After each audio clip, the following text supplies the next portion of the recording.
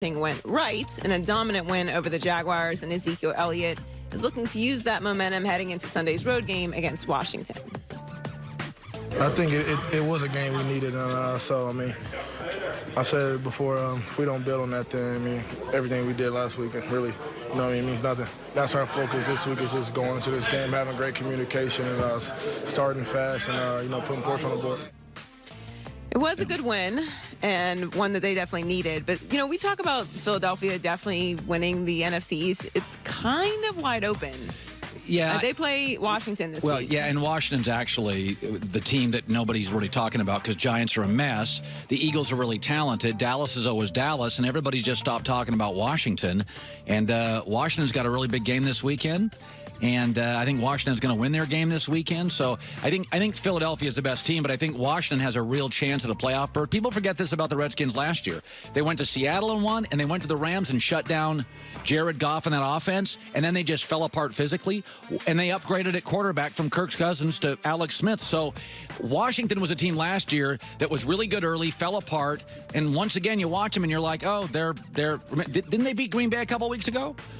Well, yeah, didn't they beat Carolina this weekend? I think Washington's better than we think. They're 3-2, but outside of the Giants, the Eagles are 3-3 and the Cowboys are 3-3. So this is a big game for the NFC East this weekend.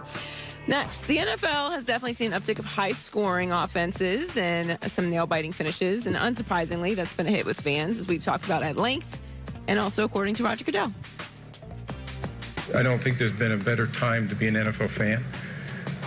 The quality of the games and the enjoyment that comes from that, and I hear that from fans all the time, is number one for that. But number two, the access to the games and the way you're able to engage with the NFL. There are more platforms, more opportunities to do that. The experience is better because of technology. And I think all of that just creates a much better opportunity for our fans to enjoy football. 100% right. As much as the media rips the NFL, because the NFL doesn't need the media, it's that powerful, so that bothers a lot of media people. I've been watching the NFL since 1972. It used to be I got like one or two games locally and had to wait for Monday night to get highlights on Monday Night Football at halftime with Howard Cosell.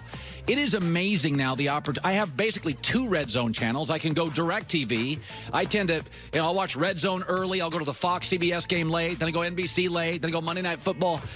I can watch it digitally. I watch games on my phone this weekend. It's incredible. The opportunities as a fan, it's not that far from now when you're going to be able to watch and bet within the stadiums. The NFL doesn't want to admit that. The NBA will probably do it first. They already do it in international soccer in England. Not very far off where you can go to the stadium and bet. Vegas. Yes. That they're clearly going to build that into that stadium. But also, there's been a total of 504 touchdowns, and in addition, 54 games have been decided by one score. That's tied with the 1999 season for the most through week 6. So there's just more scoring, too, which is what we want. And finally, Odell Beckham Jr. and probably anyone that has seen a Giants game this season would tell you Eli Manning is a bit of a concern at quarterback. But if you were to ask Sterling Shepard, he'd tell you it's all dramatically overblown. I have total faith in Eli. I haven't heard that once in this locker room. Haven't heard that from an individual player. That's just outside noise and stuff trying to break us apart. We're doing a good job of keeping everything together in here as far as in the locker room. But we have total faith in him. We picked him as our starting quarterback at the beginning of the season. What a bunch of bull. And we're going to ride with that. That's just a bunch of spin. Perhaps he missed the Odell interview. It's just a bunch of bull and spin. Odell Beckham was the only honest guy, and we beat him up. And then Sterling Shepard comes out and says what we know isn't true. Let's not pat him on the back. Reward athletes for being honest, even if it's uncomfortable. Odell Beckham was honest. It's uncomfortable, but nothing he said was untrue. And I got to tell you, it's one of my favorite moments since I've been at FS1 yesterday. I drove home. I was so happy with myself. I was just so happy because I believe so strongly I'm right on the Odell Beckham situation. That Odell Beckham hasn't changed one iota pre-contract to post-contract. Nope. That whole situation is because John Mara, a really smart guy who owns the Giants, didn't have the guts in April to draft a quarterback, and they're mad at Odell for being Odell. Seriously, it's like you fall in love, and the woman dates the guy who's a flirt. And then she falls in love with him, and they're married, and she's like, he never stops flirting. And I'm like, yeah, that's why you married him. He flirted with you. Like, don't try to change people. Odell is what he is, pre-contract. He is what he is now, and New York's upset with him. Well, forget trying to change him. You rewarded him.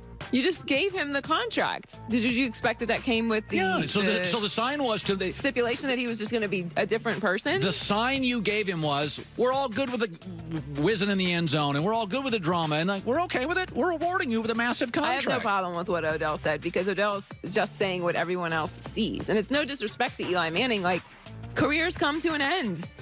It just happens. And this is a result of what happened last year, benching Eli Manning for Geno Smith, and instead of just taking responsibility for the mistake and moving forward, now they're paying for it. It's not Saquon Barkley is a great player. It's not that they made a mistake on the pick, but like you needed a quarterback, you needed a different position. Running backs don't change outcomes; they just change stats.